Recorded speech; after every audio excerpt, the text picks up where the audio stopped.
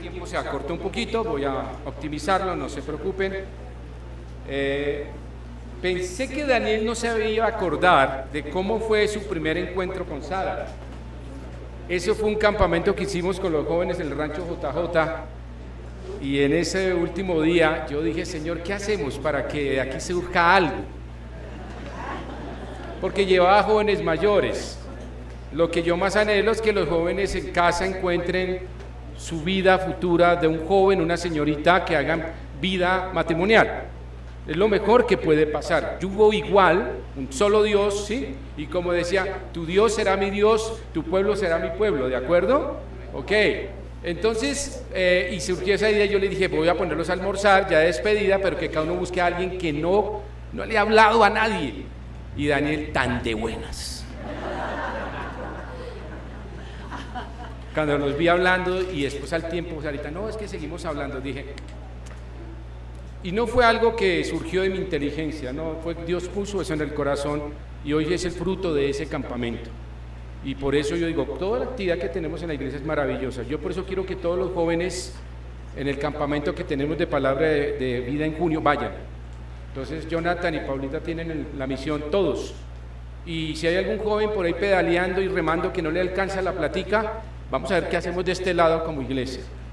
Porque necesitamos que los jóvenes estén con pares que amen a Dios, no con impares que odien a Dios, y que puedan conseguir a alguien que les ame toda la vida, pero con el amor de Cristo, porque ese nunca se agota, todo lo soporta, todo lo sufre, todo lo espera. Pastor, ¿cuál es el éxito de una vida matrimonial? Cristo. No le busque otro lado, no le busque más. Cristo. Si usted ama a su esposa como Cristo, una pequeña pregunta teológica, Daniel. Pablo hizo una comparación entre la vida matrimonial con Cristo y la iglesia, ¿cierto? ¿Cristo se divorciaría de su esposa? ¡Jamás! ¿Ve? ¿Por qué es Cristo la razón? ¿Él se separaría de nosotros? Nunca. Por eso Pablo hace esa comparación diciendo: Cristo nunca abandonaría a su esposa. Aún más, anhela ya llevarnos, ¿no? Entonces, ¿la palabra divorcio existe en nuestro lenguaje, Daniel? ¿En tu mente existe? No. Un creyente no existe la palabra divorcio, existe la palabra Cristo. Cristo. ¿Ven? Tomen sus Biblias esta mañana. Voy a cerrar un tiempito que hemos tenido con nosotros en cuanto al llamado del creyente, y seguimos hablando de ello. Vayan por favor conmigo a 1 de Pedro capítulo 2. Para optimizar el tiempo voy a dejarlo aquí listo. Se me fue un poquito, pero yo quería este tiempo con ellos y quería que la iglesia se gozara también conmigo de esta muy buena noticia de tener estos chicos, y sé que al final abrácenlos, acérquense a ellos, denles un brazo de ánimo, una palabra de aliento, y creo que no podemos despedirlos simplemente a Dios, sino nuestro corazón abierto. Y por supuesto queda la iglesia abierta para ustedes, Daniel y Sarita. Claro que sí, la iglesia no se cierra, es abierta para ustedes como familia. Amén. Aquí estamos. Muy bien. Primera de Pedro, perdóneme, capítulo 2, versículos 21 al 22. Pues para esto fuiste llamados, porque también Cristo padeció por nosotros, dejándonos ejemplo, para que sigáis sus pisadas, el cual no hizo pecado, ni se halló engaño en su boca, quien cuando lo maldecía no respondía con maldición, y cuando padecía no amenazaba, sino encomendaba la causa al que juzga justamente. Amado Padre, esta mañana rogamos que tu palabra llegue a nuestro corazón, sea sellada certeramente. Aquellos que hoy nos escuchan y que nunca han escuchado del Evangelio, nunca han escuchado de tu amor y tu gracia, hoy pueden entender de la gran necesidad de tenerte en tu corazón, en su corazón, Señor, y que tú puedas reinar allí y guiar sus pasos, que puedan conocer la vida eterna. Lo pedimos en Cristo Jesús. Amén y amén. Pedro hace algo muy interesante y hace un llamado al creyente, y el primer llamado está llamado a ser como Cristo. Quiero que vayan por favor al libro de Romanos, y allí está un versículo clave en la vida del creyente. Romanos capítulo 8, vayan conmigo, dejen ahí segunda de Pedro, primera de Pedro, pongan ahí un separador y vuélvanse a Romanos, porque Romanos nos indica cuál es el llamado del creyente. Y uno diría, servir, sí, cantar en el coro, sí, servir, a dar, es válido, pero eso no tiene sentido a menos que Cristo no esté formado en mí. Yo no puedo servir a menos que tenga la convicción de Cristo en mi vida. Cuando yo tengo a Cristo formado en mi vida, sirvo de una manera sobrenatural. Cuando Cristo no está en mi vida, yo sirvo en una forma natural. ¿Lo entiende? ¿Cómo sale? Y puede ser hasta hipócrita o muy religioso. Pero cuando yo tengo a Cristo formado en mí, eso trasciende, sobrenatural lo que sucede en mi vida. Y sirvo de una manera sobrenatural. Mi esposa decía esta mañana, me enamoro tanto de Cristo que no tengo que nadie tiene que impulsarme a venir a la iglesia o a abrir mi Biblia. Es el motor, la razón, el objeto de mi fe es Cristo, y de tal manera avanzo en mi vida porque tengo a Cristo, punto. No necesito que pastor o alguien, no, es Cristo. Mire lo que dice Romanos, y es muy importante ahí en Romanos capítulo 8, versículo 29. ¿A qué fuimos llamados? Porque a los que antes conoció, también los predestinó para que fuésemos hechos, escúchelo, conforme a la imagen de su Hijo, para que Él sea el primogénito entre muchos hermanos. El llamado del creyente es formar ¿a quién? A Cristo en su vida, punto. ¿Lo entiende? ¿Cuál es su llamado hoy aquí en la iglesia? ¿Servir? No, no es el número uno, es que Cristo sea formado en su corazón y tener la mente de Cristo, el carácter de Cristo, de tal manera que pueda enfrentar los duros momentos de la vida, pero también gozarse de las grandes bendiciones de Cristo. Entonces, cuando usted tiene a Cristo, está lleno, está pleno, el Espíritu Santo tiene todo el control, la llenura del Espíritu Santo. Usted anda en el Espíritu, vive en el Espíritu, de tal manera que Cristo está siendo formado en su vida. Entonces el llamado, cuando dice Pedro aquí, dice, pues para esto fuiste llamado. ¿Para qué? Para que Cristo sea formado en su vida. Grave problema que tenemos en las iglesias actuales. Mucho show, mucha filosofía, mucho humanismo, mucha teología, pero no hay nada en el corazón. Y Pedro dice, lo que sirve aquí es que Cristo esté formado en ti. Que si alguien te pide caminar una milla más, tú vayas, ¿qué? 2 más. Que si tienes que lavar los pies de alguien, los hagas con amor. Que aprendes de Cristo cuando Él dijo, sed manso y humilde de corazón, aprended de mí. Entonces, cuando Cristo está formado en nuestras vidas, el resto viene por añadidura. Usted sirve, usted ora, usted da, usted va a las misiones, usted se involucra en la iglesia, siente el dolor del hermano, siente la necesidad del otro, sabe lo que pasa en la iglesia, dobla sus rodillas porque Cristo está en usted. Pablo lo dijo claramente, ya no vivo yo, sino ¿quién? Pablo entendió correctamente que si Cristo no está formado en su vida, nada de lo que haga servirá. Es Cristo en usted. ¿Y cómo seguimos a Cristo? Mire las huellas que dejó el Señor. Entonces dice el versículo 21 de 1 de Pedro, dice, Cristo padeció por nosotros, dejándonos ejemplo para que sigáis, ¿qué? Sus pisadas. Hay 4 pisadas y ya vamos en la tercera, hoy vamos a entrar rápidamente. La primera pisada está ahí cuando dice que Cristo, en la primera parte, dice, el cual no hizo pecado ni se halló, ¿qué? Engaño en su boca. La primera huella que tenemos que seguir para que Cristo esté formado en nosotros se llama santidad. Santidad. ¿Es posible ser santo en este mundo? Sí. La santidad no significa no pecar, sino separado del mundo y apartado para Dios. Significa una vida de integridad, que usted sea irreprensible. Caballeros y damas que guarden los votos matrimoniales. Grave problema que tenemos ahora con eso. Dentro y fuera de la iglesia. La vida matrimonial la estamos pisoteando, lo que Dios diseñó, lo que Dios ama y lo que Dios aborrece, que es el divorcio. Lea el libro de Eclesiastés. Dios aborrece totalmente el divorcio. De tal manera que entonces, ¿qué vamos a hacer? Vamos a seguir esas huellas. ¿Cuál es? Santidad, el cual no hizo pecado. ¿Cuál es nuestro propósito cuando Cristo está formado en nosotros? Santidad. Pedro lo dijo, sed santos porque yo soy santo. Ayer con los caballeros, en la reunión de caballeros que tuvimos maravillosa, aprendimos algo. ¿Se puede humanamente ser alguien íntegro? Porque alguien me dice, bueno, pero es que Cristo, pues, pastor, Cristo es Cristo, su humanidad, lo que tenía en su naturaleza divina y humana, y Bueno, bajémonos un poquito, pero Cristo es el estándar, es el gol estándar de nosotros. Vimos la vida de Daniel. Y cuando vemos la vida de Daniel, desde el capítulo 1 hasta el último capítulo, solo vemos un hombre piadoso. Nunca entregó sus convicciones, un hombre de oración, un hombre de ímpetu, un hombre que mantuvo la integridad durante 3 imperios. Y estuvo al lado de leones y en los fosos y en todos lados. Y el hombre que dijo: Dios, tú tienes el control. Es un hombre piadoso. Entonces la pregunta es: ¿podemos ser piadosos y íntegros? Sí, si lo fue Daniel, a nivel humano lo podemos hacer. La segunda huella que vimos es la oración. Dice el versículo: el cual no hizo pecado, ni se halló engaño en su boca. Versículo 23, que cuando le maldecían, no respondía con maldición, cuando padecía no amenazaba, sino encomendaba la causa al que juzga justamente.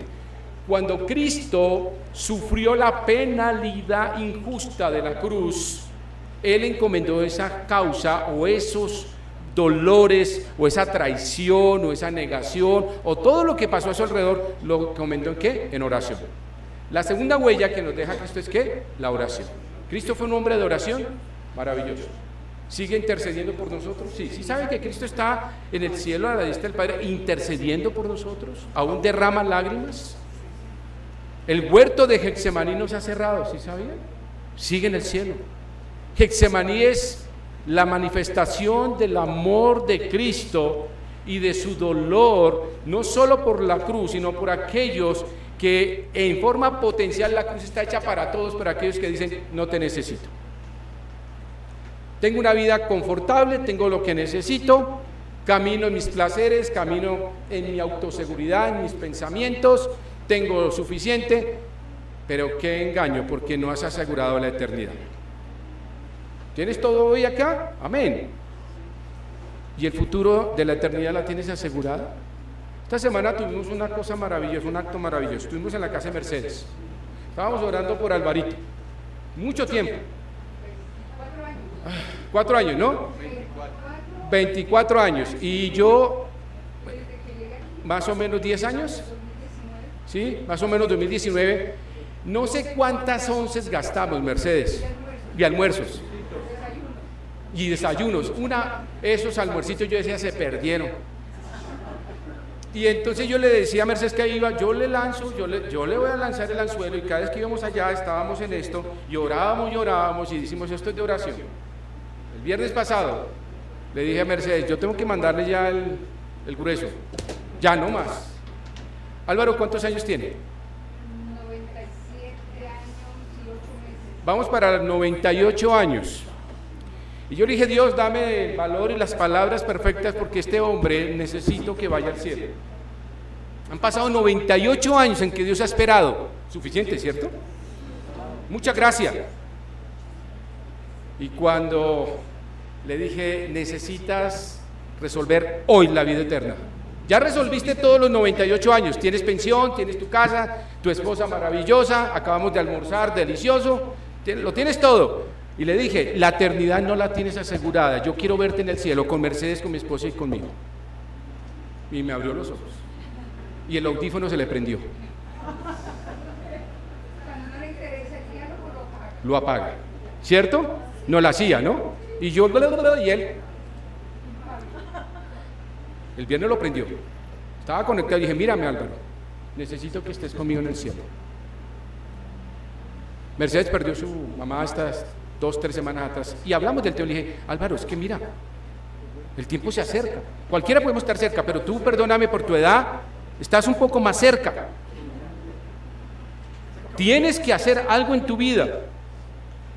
Y yo dije: Señor, que no vaya a pasar lo que hemos hecho durante los últimos 10 años, que Él diga: mira, es que mi vida, Él es muy filosófico y humanístico, y Él sabe cómo evadir, y a mí, a mí casi no me evadía, pero el hombre es duro. Yo decía a Mercedes: un hueso duro de roer, durísimo, porque Álvaro es muy ilustrado, un buen lector, investigador. Yo le hablaba de cualquier tema. Tenía su dinero asegurado, tiene a sus hijos en el exterior, como diciéndome: hermanito, aquí yo no necesito nada tuyo.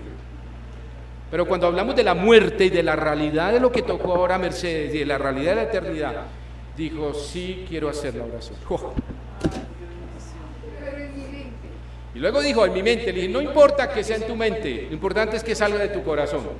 Y le dije algo que él me abrió los ojos. Me dijo, Dios no quiere personas perfectas, quiere personas honestas. Y me abrió los ojos, dije, sé honesto. Y vamos a hacer la oración. Me abrió los ojos, me dijo, sí, voy a ser honesto. Cerró sus ojos y hicimos la oración con mi esposa y con Mercedes acompañando. Por la gloria de Dios. Y tengo el valor y la confianza de decir que Álvaro estará conmigo en el cielo. Amén, por eso. La oración. La oración. Dios quiere que sigamos las huellas de Cristo en oración. ¿Cómo logramos victorias en la iglesia? Oración. ¿Cómo logramos avivamiento en la iglesia? Oración. No son las actividades, entiéndalo. No es el cafecito, el pan, es la oración que necesita avivar nuestros corazones, conectarnos a la realidad del cielo con una realidad humana. Y damos gracias a Dios por ello. Entonces esa huella de la oración debe inundarnos. Muchos de nosotros oramos superficialmente, rápidamente, ocasionalmente y sobre todo cuando las cosas andan mal. Pastor, creo que vale la pena Sí. que comentes que tú fuiste a la clínica a compartirle a mi hermano cuando cayó Oh, sí. en estado de coma Sí. de 5 años. Sí, sí. En la clínica, creo que vale la pena. Cuando tu hermano, un ACV, él quedó en coma. Mercedes me llevó allá y bueno, decían, bueno, pero él está en coma. Y yo le dije, no importa, vamos a hablar a su corazón. ¿Su corazón late? Sí, vamos a hablar a su corazón. Hicimos una oración de fe y él tomó mi mano, que no había hecho nada de eso, me la apretó, al final el amén. Vamos a ver a tu hermano también en el cielo. Tengo la plena certeza de que recibió a Cristo en su corazón, en su conciencia que Dios le dio en su corazón. Miren las cosas que ha sucedido alrededor de esto. Pero todo es la oración. La oración del justo puede mucho y es muy eficaz. Entonces Jesús nos dejó unas huellas, la huella de la santidad. Tenemos que ser santos, hermanos, buenos esposos, buenas esposas, buenos hijos, buenos nietos. Tenemos que ser íntegros, tenemos que tener a Cristo en nuestras vidas para caminar en una santidad irreprensible. Ejemplos tenemos en la Biblia. ¿Se puede, caballeros, damas? Sí, se puede. No hay excusa, es que yo soy débil, es que la carne, no vivimos en la carne, vivimos en el Espíritu. Ya no hay excusa para el creyente de decir es que yo soy débil, Bueno, si eres débil, comienza a formar a Cristo en tu vida. Y Cristo claramente dice Pablo, todo lo puedo en Cristo que me fortalece. Cuando Pablo dice eso, todo lo puedo, no está hablando de ganar dinero, muchos usan eso. Es vivir una vida en victoria sobre el pecado. ¿Vienen aflicciones? Claro. Tentaciones, por supuesto, pero siempre estaremos victoriosos, nunca estaremos en vergüenza, mientras que Cristo esté en nuestras vidas. Lo segundo es la oración. Hermano, necesitamos una iglesia de oración. Estamos orando por un proyecto con Yolanda y nuestro hermano Jonathan Calvo. Es un proyecto que después les vamos a dar una sorpresa. Pero seguimos orando. Doy gracias por todos los ministerios de oración. Mercedes, Fernando, fieles ahí. Yo sé que Fernando a veces, yo admiro, voy a decir algo que no me gusta adular, pero admiro cuando Fernando lleva tantos años ahí y a veces se le conectan dos gaticos ahí. Y él oraba y hacía su devocional y a veces un gatico, un caballero, pero ahí estamos, hermano Fernando, gracias porque eso lo bendice Dios. Madre y abuelas orando los sábados, qué bendición, qué ánimo, saber que hay las abuelas de rodillas orando por Lorenzo, por Simón, por Sebastián. Dirán, ¿quiénes son? Ya saben, algunas familias que están acá saben quiénes son. Yo sigo orando por ellos. Necesitamos orar por esos jóvenes, por los que están acá, por los que quieren formar una familia. Yo quiero hacer muchas bodas, muchachos. Y de antemano, la iglesia está a la orden y el ponqué lo regala la iglesia, punto. ¿Necesitan algo más? Hasta los pajecitos se los pongo. ¿Cierto, Rina? Ahí están, jóvenes, oremos por ellos, que consoliden su corazón. Y luego viene esta huella maravillosa cuando dice que la huella en cuanto a la palabra, amor a la palabra, y ahí voy a quedar en la introducción. Dice el versículo 23 de Primera de Pedro, la causa al que juzga justamente. Cuando está hablando de esto, el apóstol Pedro está hablando de amor a la palabra, al que juzga, a su palabra, al que crea justicia. Y dice este versículo que otra huella que Jesucristo nos ha dejado es amar su palabra. Pastor está rudo hoy, pero es inadmisible que un siervo de mi iglesia, maestro de escuela dominical o del coro, no traiga Biblia. Bueno, un hermano nuevo, alguien que nos visita, bien, está bien. Nuestros hermanos de Villavicencio, que los amo mucho, bienvenidos con todo mi corazón. Gracias por tu salud y que Dios ha hecho maravillas en ti. Y oramos por ti. Si no trajeron la Biblia hoy, quedan excusados porque ustedes viven en Villavicencio. Ah, mira, la tienen. No, me salió mal el ejemplo, bueno. Pero es inadmisible, hermanos, que digamos, yo amo a Cristo y no sigo una huella tan básica que es amar su palabra. Sí, el computador, el celular, bienvenido. Buen recurso, pero no hay como cuando usted atesora la palabra de Dios en su corazón. Compre su Biblia, lea su Biblia, ame su Biblia, comparta su Biblia. Usted va a hacer una consejería, mire, le voy a decir por experiencia. No es lo mismo que usted saque el celular y le dice, bueno, aquí en Juan capítulo 3, queda un poco soso. Un poco soso. ¿Cómo? Gracias, esa era la palabra. Este está leyendo IA, inteligencia artificial. Pero usted llega orgulloso y saca de su maleta, del bolso de la señora donde cabe todo, en el bolso de la señora cabe todo, absolutamente todo, soy testigo, todo.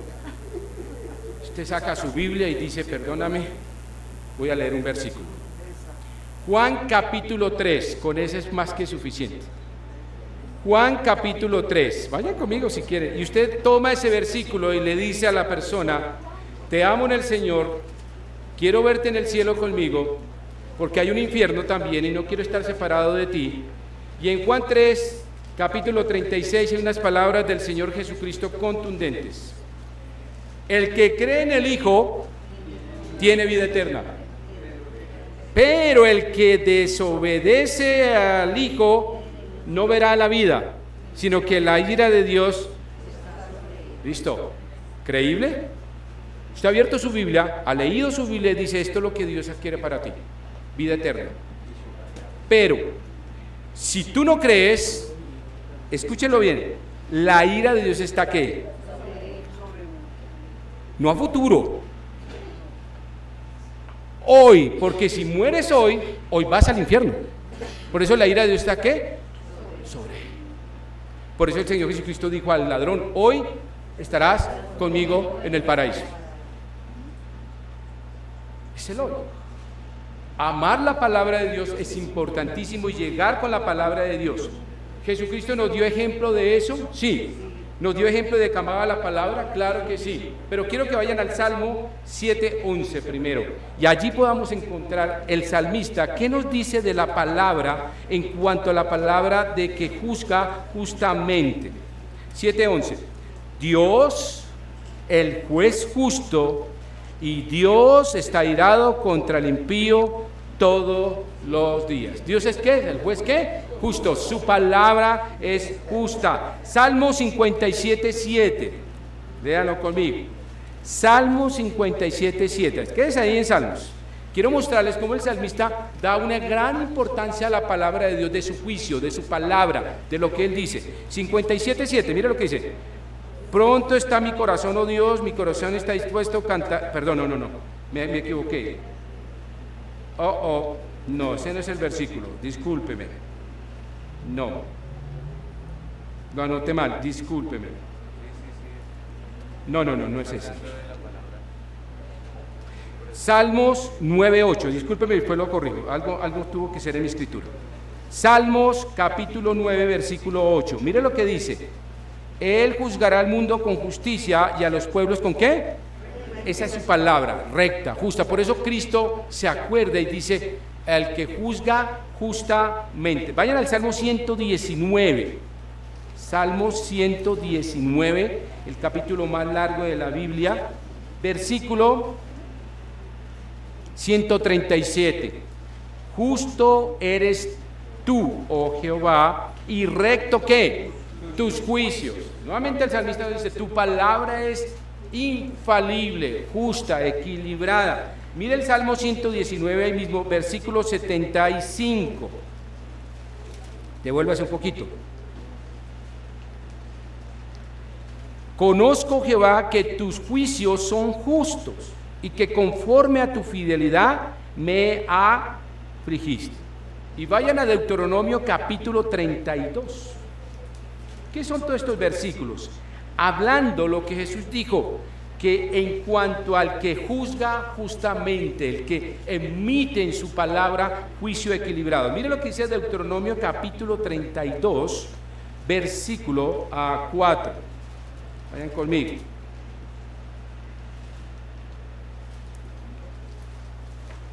Él es la roca cuya obra es perfecta, porque todos sus caminos son ¿qué?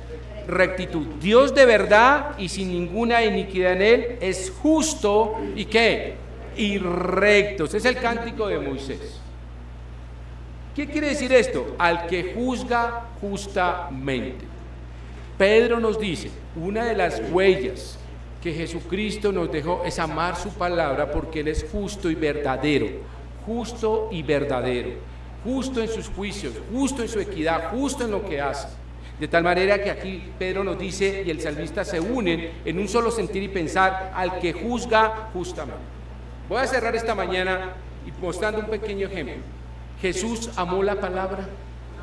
Vayan a Lucas, quiero que vayan conmigo, a Lucas capítulo 2.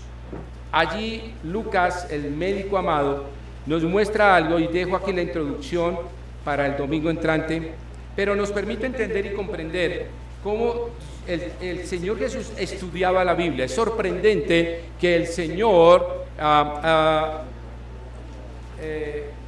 usa la palabra de una forma maravillosa.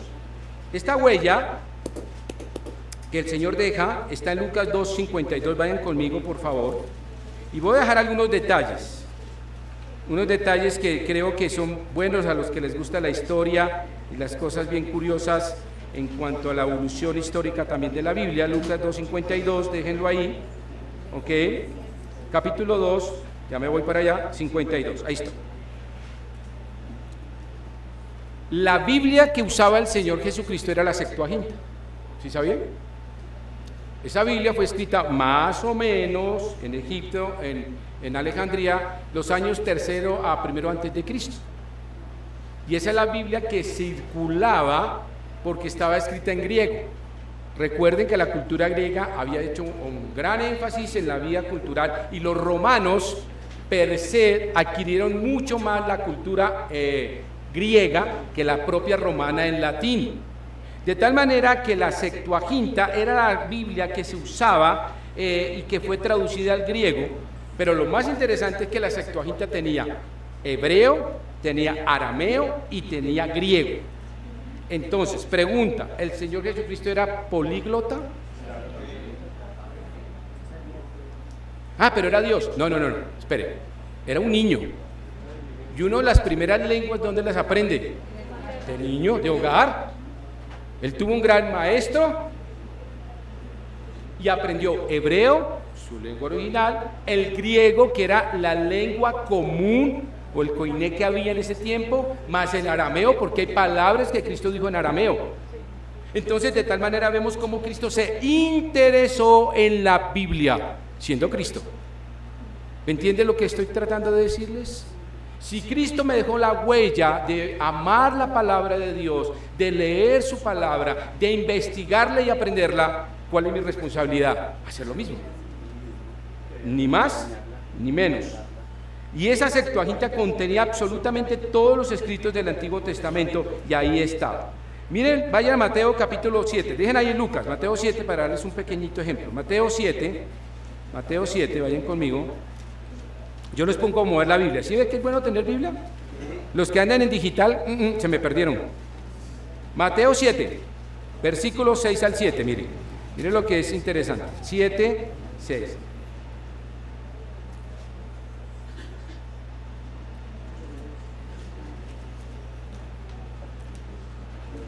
Se me perdió acá.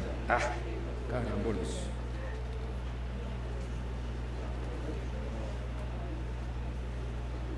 Discúlpeme, hoy se me truncaron mis letras. Se me truncó ahí. Voy al punto. Yo les busco su versículo. Que discúlpeme, algo me pasó con mis letras acá cuando transcribí. Lo importante del punto es, cuando Cristo comienza a predicar, muchas de sus predicaciones usa el arameo, usa el hebreo para muchos de los fariseos y saduceos, pero para el pueblo común que le escuchaba, ¿qué usaba? El griego. El griego porque era la lengua del Imperio Romano. Yo tengo el versículo, después se lo busco. De tal manera que Cristo se movía en esas áreas, entendiendo y comprendiendo que Cristo amaba la palabra, se interesaba y la aprendía de una forma profunda y tangible. Pero volvamos a Lucas 2:52. ¿Cómo sé eso? Porque el escritor de Lucas me dice lo siguiente. Lucas 2:52, vayan conmigo, mire. Y Jesús crecía ¿qué? En estatura, en gracia para con Dios y los hombres. ¿Implica que Cristo estudiaba la Biblia? Sí. Crecía no solamente en sabiduría de conocimiento bíblico, en estatura y cuidado del cuerpo, sino en la gracia para con Dios y los hombres, es decir, en el favor de aquellos, de dar un buen testimonio del Padre. Cuando uno comienza a pensar, Cristo, su ministerio, ¿cuándo comenzó realmente? Yo me hacía esa pregunta. Todos decimos, cuando fue al desierto, ¿recuerdan? Y entonces sale de la tentación y comienza su ministerio. No. Si usted echa un poquito hacia atrás, el ministerio comenzó en Lucas 2:52, porque su compromiso con la palabra fue esa. ¿Crecía en qué? En sabiduría, en estatura, en gracia de Dios y los hombres. Su ministerio comenzó de niño porque amaba la palabra.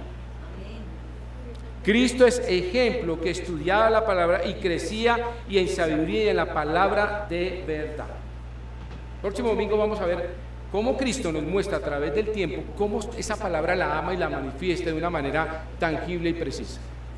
Quiero cerrar esta mañana, y ya con este tiempo, pensando, si Cristo amó la palabra, si Cristo amó la Septuaginta, es decir, aún no estaba escrito el Nuevo Testamento, nosotros hoy somos unos privilegiados al tener toda la palabra de Dios escrita. Las primeras iglesias, los primeros hombres de fe no tenían el Nuevo Testamento, pero hoy nosotros tenemos la gracia de abrir nuestra Biblia, tener los versículos a la mano y tener el corazón de Dios aquí. Esto no son solo letras, aquí está el pensamiento, la voluntad, el amor y el corazón de Dios plasmado en letras a través de la inspiración de hombres que Él usó para que usted y yo hoy gocemos de esto. Creo que el libro de Alex fue perfecto hoy. ¿Quiere palabras de aliento? ¿Quiere consolación? ¿Quiere ánimo? ¿Quiere cómo enfrentar la enfermedad y las vicisitudes de la vida? ¿Quiere saber cómo administrar el dinero? ¿Quiere cómo criar a sus hijos? ¿Quiere aprender a amar a su esposa? No, pastor, eso es natural. No, no es natural. Hasta que Cristo no esté formado, usted no sabe qué es amar a su esposa. Porque el amor es ¿qué? Sufrido, es benigno, no es jactancioso, no busca lo suyo, no se irrita. Pero eso ¿cómo lo logro? Biblia. ¿Cómo ganar a su esposa, a su esposo para Cristo, sus hijos? Biblia. La palabra de Dios. La palabra de Dios es inerrante, inequívoca, perfecta, eterna y buena. Bien dice el apóstol Pablo que es útil para todo. Hermanos, espero que el próximo domingo usted traiga su Biblia. Lea su Biblia, ame su Biblia, solo Biblia. Estamos inundados de redes sociales, de mucho consejo humanístico, filosófico y amalgado con Biblia. Amalgado con Biblia, ¿me entiende qué es eso? Le mezclan un versiculito y luego el resto es una cháchara de palabrería. Solo Biblia, nada más que Biblia, porque la Biblia es el pensamiento y la voluntad de Dios en nuestras vidas. ¿Quiere saber cómo ganar la vida eterna? Biblia. No deje su Biblia en ningún lado, atosérrela en su corazón. Anhelo que todos tengan una Biblia el próximo domingo. Cómprela y entienda que es un tesoro lo que Dios ha dejado en sus manos. no la deje de lado. Esta Biblia, alguien me pregunta, mi esposa me dice, yo tengo 5 Biblias, que al tiempo me han regalado y te he comprado. Y ella me dice, ¿por qué llevas esa tan rotica? Mi Biblia es... tiene 2 razones. Uno, porque me la regaló mi madre. Esta Biblia me la regaló de grado de bachiller. Entonces tiene un valor inmenso. Pero segundo, porque aquí están todas mis notas de todo lo que Dios ha dado a mi vida y a mi corazón. Aquí están todas mis notas de todo lo que he revisado la Biblia a través del tiempo, de la zona, de lo que hacemos en el tiempo de antifonal, de las clases, de la reunión de caballeros. El hermano Octaviano ayer nos regaló un banquete. Lástima, se lo perdieron los caballeros.